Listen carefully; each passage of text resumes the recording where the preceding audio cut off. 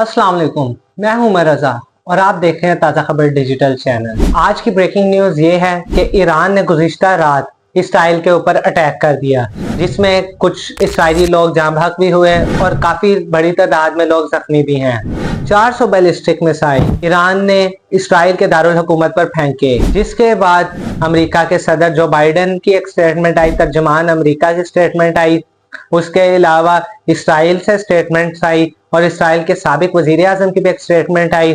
और ये तमाम स्टेटमेंट्स को मिलाया जाए तो इसमें यह कहा जा रहा था कि अच्छा मौका है, ईरान ने हमें खुद मौका दिया, उसके ऊपर अटैक कर देना चाहिए।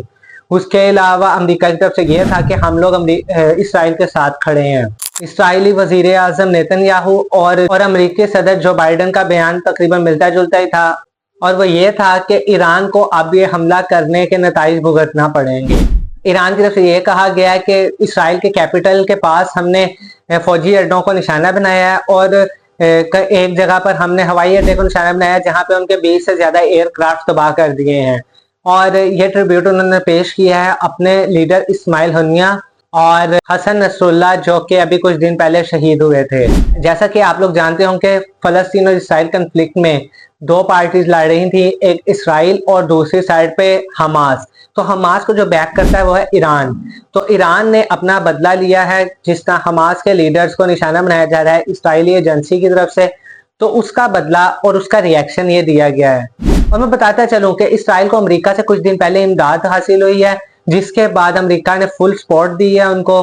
और उसके बाद इसराइल ने लबनान पर भी अटैक किया है, शाम पर भी अटैक किया है, और जो इर्द गिर्द के मशरिक़ वस्ता के मुल्क हैं उनके ऊपर भी अटैक किया जा रहा है। और इस तमाम खित्ते को जंग के बीच में लाया जा रहा है। तो जो पाकिस्तान है, पाकिस्तान का इसमें क्या स्टैंड होना चाहिए, क्या स्टैंड होना चाहिए? तो पाकिस्तान को इस एक तो अवॉइड करना चाहिए, क्योंकि हमारी इतनी बैड इकोनॉमी है और उसके अलावा हमारे पास पॉलिटिकल इंस्टेबिलिटी भी बहुत ज्यादा है। तो जिसकी वजह से पाकिस्तान को बिल्कुल भी इनका हिस्सा नहीं बनना चाहिए, बल्कि बीइंग अ मुस्लिम इनको जरूर मजम्मत करनी चाहिए और कहना चाहिए कि हम साथ खड़े हैं। लेकिन इसको साथ खड़े होने में का मतलब ये नहीं है कि हम लोग भी उनकी जंग में कूद जाएं, बल्कि पाकिस्तान को हर फोरम के ऊपर, जैसे यूएन के बीच में या जो इंटरनेशनल कोर्ट ऑफ जस्टिस होती है उसके बीच में इसराइली जा रही है, जितने भी मुस्लिम ममालिक पर की जा रही है, उसके बारे में आगाह करना चाहिए दुनिया को और सीज फायर के लिए प्रेशर डालना चाहिए। अगर हम वाइडर स्केल पर देखें तो एक बहुत सीधी सी बात है कि एक साइड पे सुपर पावर रशिया है और एक साइड पे अमेरिका है, ठीक है। तो जो अमेरिका है वो सपोर्ट कर रही है इसराइल को, और जो ईरान है, ईरान सपोर्ट कर रहा है फलस्तीन को। लेकिन ईरान बजाते खुद भी इतनी कोई सुपर पावर नहीं है, तो ईरान को भी कोई सपोर्ट कर रहा है तो वो कौन कर सकता है? तो जाहिर सी बात है, रशिया और अमेरिका का क्लैश है तो रशिया कर रहा है। और वार लगाने का नॉर्मली मकसद क्या होता है? उसका मकसद ये होता है कि उसमें अपनी आर्मरी सेल करना, वेपन सेल करना, वही इन चीजों की ट्रेड करनी होती है।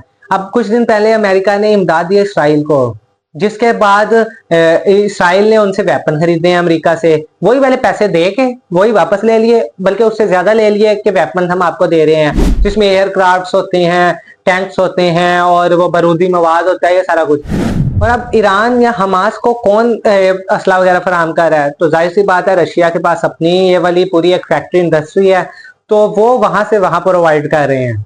Being a Pakistani responsible citizen, आपको ये प्रेशर डालना है गवर्नमेंट के ऊपर कि वो ये जो भी मामला है इसको लेकर जाए इंटरनेशनल लेवल पर, और उसके अलावा पाकिस्तान को बिल्कुल भी इस जंग का हिस्सा ना बनाए। और ये प्रेशर कैसे आप डाल सकते हैं? आप अपने सोशल मीडिया को टूल के तौर पे यूज करें।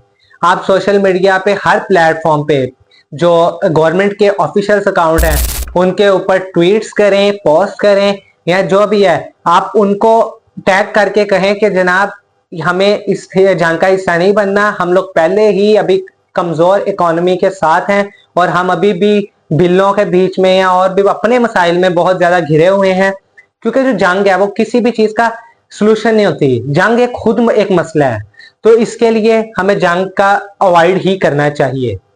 अगर तो पाकिस्तान को इसके बीच में धकेल दिया जाता है वार में, तो पाकिस्तान को फौरी तौर पे टेबल टॉक करनी चाहिए। क्योंकि जब भी जितनी भी जंगें होती हैं, आप हिस्ट्री में उठा लें, किसी भी तरह की इस्लामिक जंगें या जिस तरह की भी जंगें हुई हैं, वो तमाम को उठा लें, उनका फैसला तलवार की नोक पे नहीं हुआ होता। उनका फैसला जो है वो टेबल टॉक पर ही हुआ होता है, एग्रीमेंट्स होते हैं और कुछ इस तरह के मामले तय पाते हैं। उम्मीद करता हूँ कि आपको वीडियो काफी इंफॉर्मेटिव लगी होगी। अगर चैनल पर न्यू है तो चैनल को सब्सक्राइब जरूर कीजिएगा। अब मिलते हैं नेक्स्ट वीडियो में, तब तक के लिए अल्लाह हाफिज। पाकिस्तान जिंदाबाद।